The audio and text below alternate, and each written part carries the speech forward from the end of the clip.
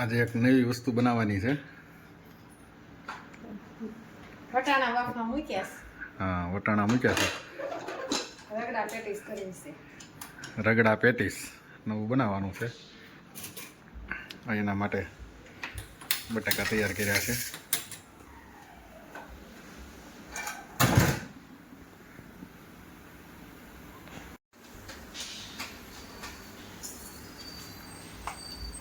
શું છે આ? આંબલી. આંબલીનો ભૂકો. આંબલીની ચટણી બનાવવાની છે. વટાણાને બાફવા મૂકી દીધા છે.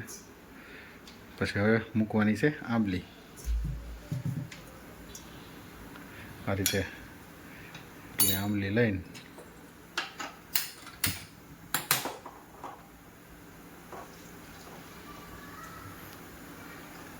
પાણી નાખીને ધીમા તાપે ગરમ થવા દેવાની. અને ગોળ નાખવું પડશે ને કે હાલશે ગોળ? તો હવે બનાવે એને ખબર હોય. હા, થોડો ગોળ ઉમેરવાનો અંદર.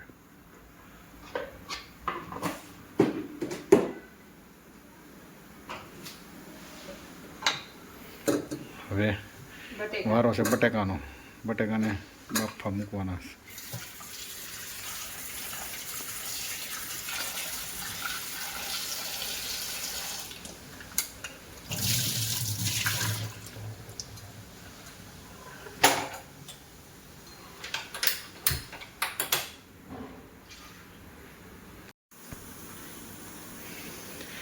ત્રણેય ગેસ ઉપર 3 વસ્તુ એક હારે તૈયાર થાય છે.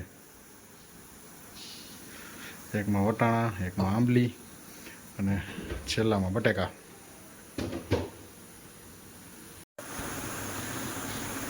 પાવને આ રીતે મિક્સરમાં ભૂકો કરવાનો હોય છે. ખાલી આમ 2 આટા ફેરવો તો એ ભૂકો થઈ જાય.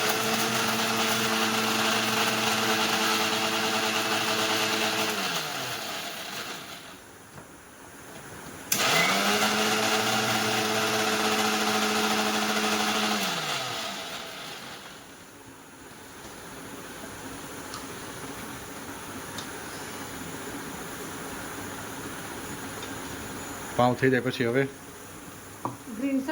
ગ્રીન ચટણી બનાવવાની છે. એમાં તો ધાણા, ખાંડ, મરચાં, આદુ આ બધું કટ કરીને નાખવાનું છે.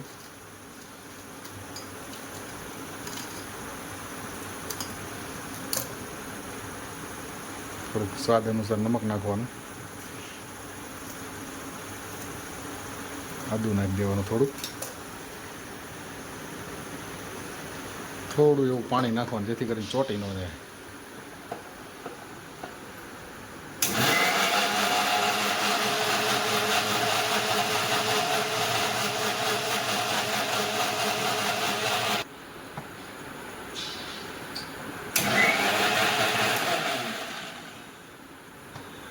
ચાલો, આપણી ગ્રીન ચટણી તૈયાર થઈ ગઈ છે.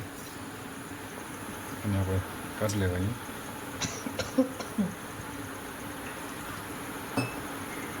જે મરચી બાકી રહી ને,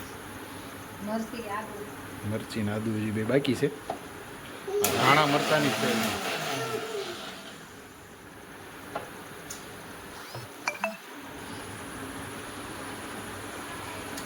મરચી અને આદુ ટીકી નાખવા માટે. એની ટીકી બનાવવાની હોય કે નહીં એમાં નાખવા.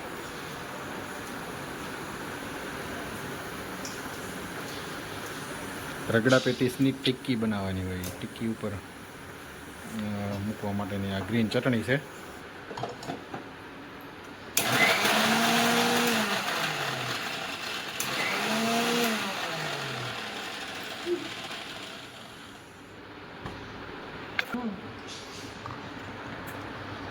જો આ એકદમ કમ્પ્લીટ થઈ ગઈ છે.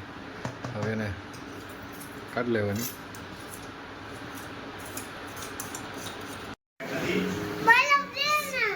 જો બને છે થેપલી. શું કહેવાય એને? ટિક્કી.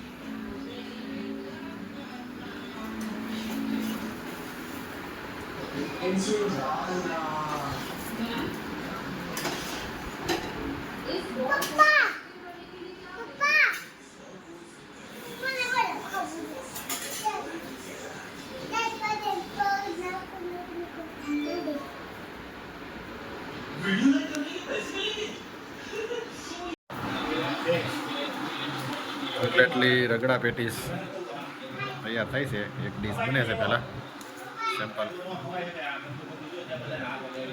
બનાવો. એ શું નાખવાનું છે? એ રગડો છે.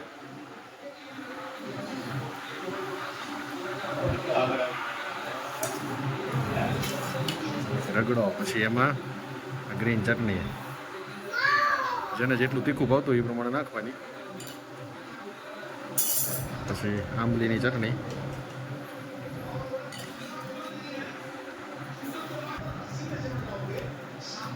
ટમેટા, પછી આંબલીની ચટણી,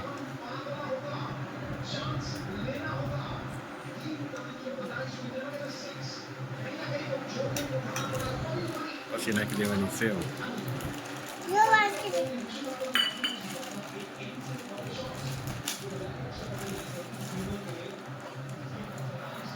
હાલો ડીશ થઈ ગઈ તૈયાર.